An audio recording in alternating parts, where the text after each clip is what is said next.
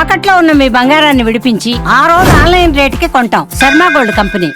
నమస్కారం, శ్రీమాత్రే నమః. ప్రస్తుతం మనం శ్రీ శ్రీ శ్రీ ఆనంద శివకామేశ్వరి సన్నిధానంలో ఉన్నామండి. ప్రస్తుతం మనతో పాటు ఉన్నారు మాతాజీ శ్రీ శ్రీ శివకామేశ్వరి ఆనందమయ్య అమ్మ. వారితో మాట్లాడదాం. అమ్మ నమస్కారం. శ్రీమాత్రే నమః. పీఠం పెట్టుకుని కలశం పెట్టి అమ్మవారి ఫోటో ఇలా ఈ 10 రోజులు, ఈ 11 రోజులు ఇలా చేసుకోవాలా అని అడుగుతారమ్మా. నవరాత్రి చేసుకోవాలమ్మా అందరూ. ఎందుకంటే మన సాధనా సమయాలు 4 నవరాత్రులు అనుకుందాం. అంటే నేను దేవి భక్తురాలిని కాబట్టి 4 అనుకుందాము. 2 గుప్తంగా జరిగేవి. 2 వసంత నవరాత్రులు, ఈ శారదా నవరాత్రులు అందరూ చేసుకోదగినవి. అందుకని చక్కగా చేసుకోండి అమ్మా, ఎటువంటి సందేహం అక్కర్లేదు. చక్కటి శక్తిని, పుష్టిని, సంపదని కలుగు చేసేటటువంటి నవరాత్రులు ఇవి. ఇక అఖండ దీపం మీరన్నట్టు మీకు అవకాశం ఉంటే పెట్టండి. ఎందుకంటే అఖండ దీపం పెట్టిన తర్వాత ఇంటికి ఎవరో ఒకరు కాపలా ఉండాలి ఆ జ్యోతిని చూడడానికి. అందుకే తాళం వేయకూడదు అఖండం దీపం ఉన్న ఇంటికి అంటూ ఉంటారు. ఎందుకంటే ఎవరో ఒకరు కాపలా ఉండాలి ఖచ్చితంగా. జ్యోతిని చూసుకుంటూ ఉండాలి కదా, నూనె చూసుకోవాలి, ఒత్తు చూసుకోవాలి. ఇవన్నీ మీకు వెసులుబాటు అవుతాయి. అవకాశం ఉంది అంటేనే పెట్టుకోండి. తర్వాత పెట్టి అదేదో మధ్యలో ఏదో అయ్యి ఘనమయ్యి మీకు అలవాట్లేక ఇవన్నీ అఖండమే పెట్టాలని ఏమీ లేదు. అలవాటు ఉంటే మాత్రం పెట్టుకోండి ఖచ్చితంగా. పొరపాటున ఆ అఖండం ఏదైనా మధ్యలో ఖండమై ఆ దీపం ఏదైనా అయిపోతే భయపడవలసిన పనేం లేదండి. గాలికో దేనికో అవుతూ ఉంటాయి. మళ్ళీ క్షమాపణ చెప్పుకుని ఆ నూనె తీసి బయట పారబోసి మళ్ళీ కొత్తగా వెలిగించుకుని అప్పటి నుంచైనా శ్రద్ధగా చూసుకోండి. అది కూడా మీకు చెప్తున్నాను, మీరు శ్రద్ధగా చేస్తానంటేనే అఖండ దీపం అమ్మ, లేకపోతే అవసరం లేదు. అవునా? ఖచ్చితమేం కాదు. అఖండ దీపం మీకు వెసులుబాటు ఉంటేనే పెట్టుకోండి. అదైతే ముందే చెప్తున్నాను. ఇంటికి తాళం వేసే పరిస్థితుల్లో అఖండం పెట్టద్దు. అఖండము అంటే ఏంటమ్మా? ఖండము కానిది అఖండము. అమ్మ మరి కలశం సంగతి ఏంటి? అందరూ పెట్టుకోవచ్చా కలశం? లేదు అమ్మవారి ఫోటో ఒకటి పెడితే చాలా? ఆనవాయితీ ఉంటే పెట్టుకోండి అమ్మా. వరలక్ష్మి వ్రతానికి ఇట్లా కొన్ని పండగలకి మీ ఇంట ఆనవాయితీ ఉంటే పెట్టుకోండి. ఆనవాయితీ లేని పక్షంలో ఫోటోకే పూజ చేసుకోండి, ఏమీ తప్పులేదు. చక్కగా పసుపు గౌరిని పెట్టి అర్చన చేసుకోండి 9 రోజులు చేసుకోవచ్చు. ఆ ఫోటో పెట్టుకుని పసుపు గౌరీదేవిని చేసుకుని ఆ 10 రోజులు కూడా దానికి అర్చన చేసుకోవచ్చు. దాంట్లో ఎలాంటి తప్పు కూడా లేదు. ఫోటో అంటే దుర్గాదేవి ఫోటో, లలిత అమ్మవారి, మన ఇష్టం. మనకి ఏ రూపంలో ఆవిడ ఇష్టమైతే, కొంతమంది దుర్గని ఇష్టపడుతూ ఉంటారు, కొంతమంది లలితని ఇష్టపడుతూ ఉంటారు, కొంతమంది బాలంటే ఇష్టపడతారు, కొంతమంది సరస్వతి, మహాలక్ష్మి ఇలా ఇష్టపడుతూ ఉంటారు. మీ ఇష్టం అది. ఎందుకంటే ఒక్కొక్క గుణానికి ఒక్కొక్క దేవత ప్రతీక కదా. అందుకని మీ యొక్క ఆలోచనని బట్టి మీకు ఏ దేవత ఇష్టమైతే ఆ దేవతని పెట్టుకోండి. చివరి రోజు ఎలా అమ్మ నవరాత్రుల్లో? చివరి రోజు ఆఖరి రోజు 2వ రోజు విజయదశమి కాబట్టి ఆ రోజు చక్కగా మీకు ఎన్ని వీలైతే అన్ని చక్కగా పండగ కదా, విజయోత్సాహమే విజయదశమి. ఆ రోజు సెమీ పూజ చేసుకుంటాం కాబట్టి మీకు వీలైనన్ని నైవేద్యాలు పెట్టండి. అందులో లడ్డు కంపల్సరీ. బూందీ లడ్డు పెట్టండి. చక్కగా నైవేద్యం చాలు. ఆ రోజు నివేదన అయిపోయిన తర్వాత ఉద్వాసన చెప్పండి. ఆ రోజు చెప్పచ్చు. గురువారం వచ్చింది కదా, శుక్రవారం కదా, గురువారం చక్కగా ఉద్వాసన చెప్పేసి ఇక మా తర్వాత రోజు నుంచి మీ కార్యక్రమాల్లో మీరు ఇప్పుడు అదే చెప్తున్నాను. ఇంకా 11 రోజులు పూజ చేసాం కాబట్టి ఇంకా 12 రోజుల నుంచి అమ్మతో అవసరం ఉండదు. ఈ 11 రోజులు చాలా పెద్దగా చేస్తాం. 12 రోజుల నుంచి లఘువుగా చేసుకోండి. ఎప్పుడూ అమ్మను వదిలిపెట్టకండి.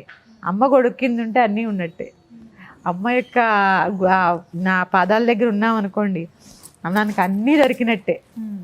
ఈ నవరాత్రుల్లో చేసే పూజ సామాగ్రిలోనమ్మా ఒత్తుల విషయం ఒకటి అడుగుదాం అనుకున్నాను నేను. కొంతమంది ఎర్రటి ఒత్తులు, పచ్చటి ఒత్తులు ఇలా సిద్ధం చేసుకుని పెట్టుకోండి అని అంటున్నారు.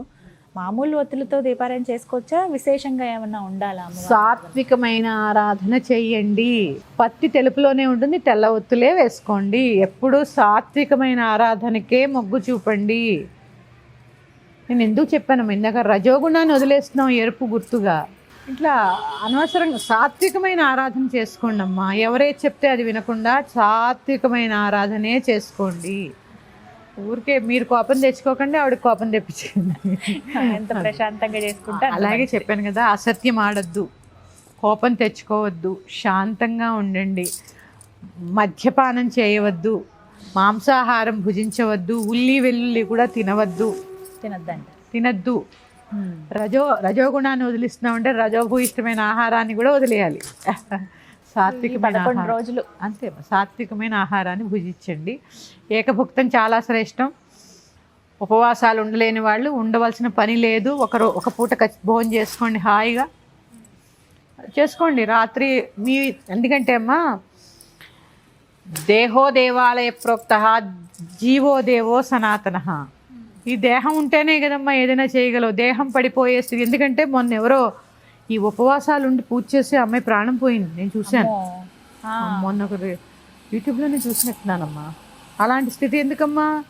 దేహం ఉంటేనే మనం ఏమైనా చేయగలం. ఇప్పుడు నేను ఇక్కడ కూర్చుని మాట్లాడుతున్నానంటే ఈ దేహం ఉండబట్టే. దీంట్లో ఎనర్జీ లేకపోతే నేను ఏం మాట్లాడతానో మీకేం నచ్చుతుంది. అందుకని ఇక దేహాన్ని నిలబెట్టుకునేలాగా ఆహారం తినండి, సాత్వికమైన ఆహారాన్ని భుజించండి. ఉదయం పూట కూడా పాలు తాగొచ్చు, రాగి జావ తాగొచ్చు, ఒక అరటిపండు తినచ్చు. పూజ చేసుకోవడానికి అన్ని స్తోత్రాలు చదివితే నీరసం రాదు. ఇంట్లో పని చేసుకుని, పూజ చేసుకుని, పిల్లల్ని చూసుకుని, భర్తను చూసుకుని, అందుకని కటిక ఉపవాసాలు చేసి కొంతమంది నీళ్లు కూడా మింగరు. అలాంటి పనులు చేయకండి. దేహం పడిపోతే ఏమీ చేయలేరు. మొత్తం నవరాత్రులు కొండెక్కుతాయి. అందుకని మీ దేహానికి సరిపోయేంత ఆహారం మాత్రం తీసుకోవాలి. చక్కగా ఇలా అన్ని ముందుగా ఏర్పాటు చేసుకుంటే తర్వాత హడావిడి పడకుండా ఉంటుంది. పైగా ఇక్కడ మా షుగర్లు, బీపీలు ఉన్న వాళ్ళు కూడా ఈ ఉపవాసాలు చేసి పడిపోతున్నారు.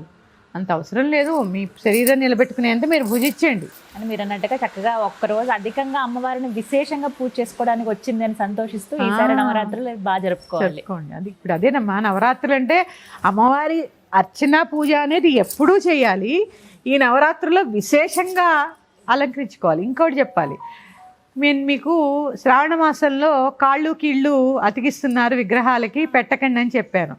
అవి అలంకరణ లేని రోజులు, ఇది అలంకారం చేసుకునే రోజులు. అది కూడా దేనికి, మళ్ళీ మీరు డబ్బాలు గిబ్బాలు పెట్టకుండా ఇంట్లో చేయొచ్చమ్మా. ఇంట్లో చాలా మంది చెయ్యరు కదా, చెయ్యరమ్మా. గుళ్ళల్లోనే కదా ఏ అలంకారం అయితే ఆ అలంకారము, ఆ మూలమంత్రం ఇవన్నీ ఉంటాయి. లేక మన ఆశ్రమంలో 10 రోజులు చక్కగా విశేషమైన అలంకారాలు ఉంటాయి.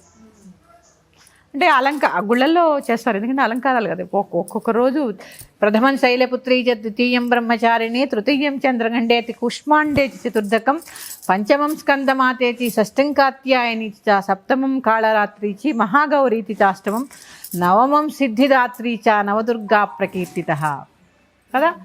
ఈ రూపాల్లో పూజించుకోవాలంటే మరి అలంకరణ చేయాలి కదా. అందుకనే ఇవి అలంకరణ చేసుకునే సమయం. అది కూడా దేవాలయాల్లో చేస్తారు, వెళ్ళి చక్కగా దర్శనం చేసుకోవాలి. అలాగే కుంకుమ పూజలు వాటిల్లో కూడా పాల్గొనవచ్చు. కుంకుమార్చన చేసుకోండి ఇంట్లో కూడా. దీక్ష లేని వాళ్ళే కదమ్మా, దీక్ష లేని వాళ్ళు కూడా, దీక్ష ఉన్న వాళ్ళే కాదు, దీక్ష లేని వాళ్ళు కూడా ప్రతిరోజు లలితా సహస్రనామ పారాయణ ఒక నియమంగా పెట్టుకుని చదవండి. ఇక త్రిశతి అవన్నీ గురుముఖంగా నేర్చుకుంటే చదువుకోండి, తప్పులు చదవకండి. అట్లా కొన్ని ఖడ్గమాల ఇవన్నీ కూడా చదువుకోవచ్చమ్మా. అది కూడా ఒక్కసారి ఏమాత్రం అవకాశం ఉన్నా గురుముఖతగా ఒకసారి వినండి.